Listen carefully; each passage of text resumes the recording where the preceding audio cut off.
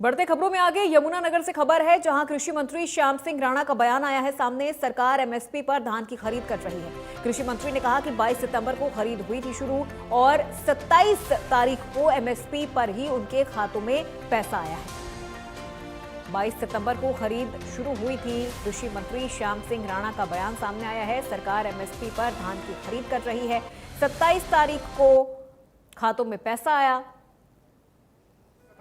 ये ऐसा तो नहीं, अभी आप 22 तारीख को हमारे यहाँ खरीद शुरू हुई थी और 27 तारीख को पैसे आ गए थे खाते में और एमएसपी पे ही खरीदा। लेकिन एक बात थोड़ी सी आप लोग भी जानते हो इस बात को, वो जीरी की बात को लेके कहते होंगे। बाकी तो जैसे बाजरा था, बाजरे का रंग बदल गया था इस बार और उस बाजरे को हमने 500 रुपये की सब्सिडी दी है। ऐसा तो नहीं, किसान का खाता तो पूरा किया। कुदरत की मार पड़ती है, सारी संसार में पड़ी, वो एक अलग बात है जिससे किसान का नुकसान होया। सरकार मददगार है हमेशा किसान की, सूखा पड़े तब भी मदद करी।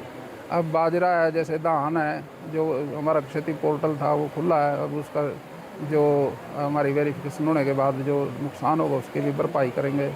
सरकार तो हमेशा साथ रहती है देश की। और देखिए, दौरे का तो बड़ा फ़ायदा होता है। पहले भी विपक्ष वाले कहते थे मोदी जी तो जहाज में ही रहते हैं, अभी दूसरे देश में तो जहाज में जाओगे, पैदल तो नहीं जा सकते। अब वो उनका जाना आज देश को कहाँ मारा, आप भी देख लो। अब देश का वैश्विक तरीके से सोच है, जो अपनी अर्थव्यवस्था को कैसे मजबूत करोगे, दुनिया के लोगों से, दुनिया के देशों से आप संपर्क करोगे, छोटे छोटे उद्योग चलाओगे, उनको लेके आओगे। अभी जापान का तो हमारे कृषि क्षेत्र में भी बड़ा योगदान है। उन्होंने हमारे पंचकुला में भी मदद की है।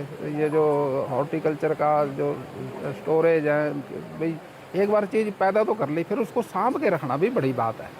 वो कैसे, वो देश की विदेश की टेक्नोलॉजी है। अब फ्रांस भी गए थे हम और नीदरलैंड भी गए थे, अब कीनिया भी जा रहे हैं। तो जब हम जाएंगे दूसरों से कुछ सीखेंगे।